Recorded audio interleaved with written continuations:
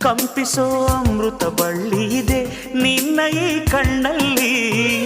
ಕಂಪಿಸೋ ಅಮೃತ ಶಿಲೆಗಳಿವೆ ನಿನ್ನ ಕಣ ಕಣದಲ್ಲಿ. ತಾಜ ಮಹಲ ಕರಗಿಸಿ ಎರಕ ಹೊಯ್ದ ರೂಪಸಿ ಹೊಗಳ ಮಾತುಗಳಲ್ಲವೇ ಅಲ್ಲ.